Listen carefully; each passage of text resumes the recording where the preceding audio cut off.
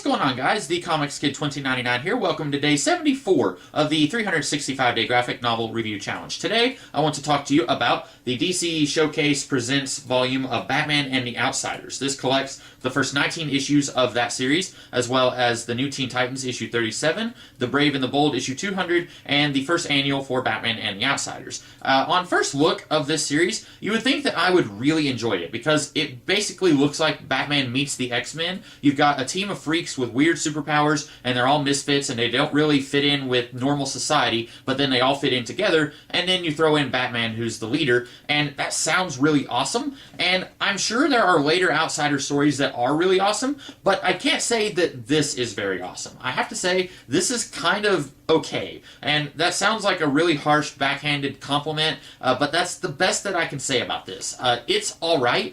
This came like maybe a year or 2 years before Crisis on Infinite Earths, and it's not really that far removed in time from books like John Byrne's Man of Steel, or Frank Miller's Batman Year One, or George Perez's Wonder Woman, and all of those books took themselves a lot more seriously, and I'm not saying that a book has to take itself seriously for it to be good. I think that a book or a story can be good and also be funny and lighthearted, and it doesn't have to be super grim and serious. But this book just feels really silly in a Silver Age kind of way, and sometimes silliness from the Silver Age just doesn't work for me. There's different points in this book where Metamorpho transforms into different things, like he'll transform into a car that has Metamorpho's face on it, and it just looks really silly and hokey, and I just can't see that kind of thing happening like 2 years later after Crisis on Infinite Earths. I think if this series had started after Crisis on Infinite Earths, I think that we would have had a much different series, and I think people would have maybe remembered the series more fondly. I will say that on the couple of instances in this book where Batman is not part of the team, I actually enjoy the book a lot more. And that's odd because I'm a huge Batman fan, and I don't even know if I would have bought this if it didn't have Batman in it. And I'm sure that that was intentional. I'm sure that whoever okayed the production of this series, they said, okay, you can do an X-Men ripoff, but you have to put Batman in so that people will buy this series. And it worked for me, but Batman is, I don't want to say unbearable here, because he basically acts like how Batman always acts. He's, you have to do it my way or the highway. He's kind of a jerk, and that's how Batman acts all the time. But when Batman is taken out of the equation, there's one two-issue storyline here where Batman has been poisoned, and none of the Outsiders know where he is, so they're all looking for him. I find the team dynamic to be much more interesting then when Batman is not with them. Black Lightning kind of sort of unofficially becomes the team leader when that happens, and I know later on in the series, in what's not collected in this book, eventually Batman does depart from the team. I don't know the circumstances how that happened, but eventually the series just becomes The Outsiders, and it's no longer Batman and the Outsiders. So I think I would be much more interested in reading those comics than I was in reading this once I got into this. But the series is not bad.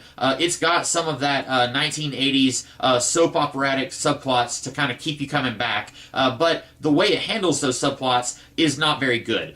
For example, Halo is a character who has no idea who she is. She knows how to speak, she knows roughly how to handle herself in social situations, but she doesn't know her real name, she doesn't have any memories of her past life, and then towards the end of this book, it starts to delve into that, but you don't actually get to see the conclusion of that subplot, and I feel like when you've got almost 25 issues in this book, you should have handled that subplot a little sooner than almost 2 years. Also, you've got a subplot where Black Lightning feels responsible for the death of a young person, which is why he was no longer being a superhero. So it seems a little far-fetched that he would so easily jump back into the life of being a superhero after he feels responsible for the death of someone, but that gets wrapped up here. You've also got Geoforce, who is introduced here almost at the same time that Terra was introduced into the Teen Titans. Legend has it that apparently the people behind this book and Marv Wolfman and George Perez each separately and independently wanted to create a character with Earth powers, and then the editor said, okay, you can't both do it, so then they all got together and said, well, what if we have these two characters be siblings? So that's how Geoforce, who is the Prince of Markovia, that's how he became the older brother of Terra, who is the spy working for Deathstroke the Terminator in the New Teen Titans series. And we actually get to see a New Teen Titans crossover in this book, and it's alright. It does throw the whole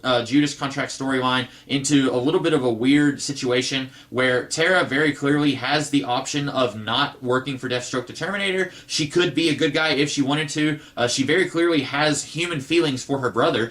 She seems a little bit sad whenever she bids him farewell here, because she knows that she's going to have to betray the Titans if she wants to keep working with Deathstroke. And I don't understand why she chooses to keep working with Deathstroke if she seems sad to see her brother go. That's a little bit strange, and it's something that I don't think was ever really handled in the new Teen Titans in the Judas contract. We never get to hear her say, you know what, I hated all of you Titans, but I did like my brother. We don't get to hear her say anything like that. So having these characters be connected like that, and then the Titans people continuing to go on with the Judas contract story, is a little weird. I wish they had addressed that in that series, but that's not as much of a problem here. But since these two did cross over a little bit, I did want to go ahead and address that here. We also get Katana. I believe this is where she's first introduced, although I'm not mistaken. She may have been introduced somewhere else. I don't know that for a fact. And Katana is okay here. You may know her from Arrow or the Suicide Squad movie. She does get a lot more to do here than she did in the Suicide Squad. She also has her soul-stealing sword. That has a little bit of airplay here. I really like Katana's relationship with Halo. She has kind of this older sister vibe going on with Halo, and at the beginning of the book, you wouldn't necessarily think that she is going to be an older sister type character. She's very cold and aloof. She plays herself off as, I can do this alone, I don't need any help, a lot like the post-crisis Batman. So it's interesting to see her play the older sister role for Halo. In a way, it kind of reminds me of Storm with Rogue or Kitty Pryde in the X-Men comics. Speaking of Batman, like I said, Batman is almost always portrayed as kind of a jerk loner who thinks that he can do everything by himself. This is the pre-Crisis Batman, just a couple of years before Crisis, but it is the pre-Crisis Batman, so he's not quite as angry and broody as he was in the post-crisis books. He is a little bit more lighthearted. He's not quite as angry all the time. So that's a nice, fresh change of pace. We get to see a little bit of a different status quo for Batman in this pre-crisis world than what I'm used to seeing. Most of what I know about Batman is post-crisis on Infinite Earth. So, for example, we get to see a family doctor here who knows that Bruce Wayne is Batman. His name is Dr. Dundee, I think. He appears in 1 or 2 issues, and that's a character who is kind of made moot by the appearance of Leslie Tompkins, who is also a doctor who knows that Batman is Bruce Wayne. So we didn't really need 2 doctors who both know that Batman is Bruce Wayne. But it's interesting to see characters in situations that are a little bit different than what I'm used to. But overall, this series is not bad. It's a very fast, very enjoyable pace, but it's not a fantastic series. It's not what I was expecting it to be. I was expecting it to be really amazing, and it ended up just being okay. And like I said, that sounds like a little bit of an insult, but if you're looking to burn some cash, and again, this sounds really just demeaning to this book, it really is an enjoyable book. I should really stress that. But if you're looking to read some pre-crisis Batman, and you want to see something that's kind of like Batman meets the X-Men, then you might enjoy this. The premise here, I guess I should have talked about this at the beginning of the video, but it's too late now. The premise here is that Lucius Fox gets kidnapped by Markovian terrorists, and Batman goes to the Justice League and says, hey, Lucius Fox has been kidnapped, we have to go save him, and Superman says, we can't. The United States government says that we can't interfere in Markovia, and so Batman says, fine, I quit the Justice League, I'm going to go and rescue him by myself. And then that sounds like a very post-crisis Batman thing to say. In fact, if this series never existed and then they were trying to do this today, I guarantee you that they would use this to launch like a DC Comics version of Civil War, where Superman is like, we have to listen to the government, and Batman says, no, I gotta go save my friend. I guarantee you they would do that, and then they would launch Batman and the Outsiders out of it, where Batman and the Outsiders are like on the run from the government or something like that. I'm really glad that they didn't do that, but it is a little bit weird that Batman leaves the Justice League in a little bit of a huff, and he's very clearly not on good terms with them, but then towards the end of this book, we see that Geoforce is about to kill a guy, and then Batman just calls up Superman and says, hey, I need you to stop Geoforce from killing a guy, and then Superman's like, no problem, buddy, and they seem to be back on speaking terms, and they're even friends again. And that was a little strange. I guess they kissed and made up in another title outside of The Outsiders, but it's a little strange when Batman departing from the Justice League is part of the premise of this book, and then that just kind of gets patched up off screen. That's a little strange. Also, when he departs from the Justice League, you would think that Batman would turn this team into more of a we get results kind of team. Kind of like what the premise of X-Force was about 10 years later, where X-Force is an X-Men team, but they take out bad guys before they can do something bad. And we get the job done where none of you other superheroes can. You would kind of sort of expect that to be what Batman turns the Outsiders outsiders into. Even though Batman does not kill, that's a big thing that he does not do, you would kind of expect that to be kind of something that this team would do. Not necessarily killing bad guys, but we're going to go and we're going to liberate the country of Markovia because tyrants have taken it over, and we're going to restore the prince back to power, and that's something that the Justice League or the Teen Titans are not going to do because they're kind of wussies about that sort of thing compared to the outsiders. You would kind of expect that to be part of the premise just based on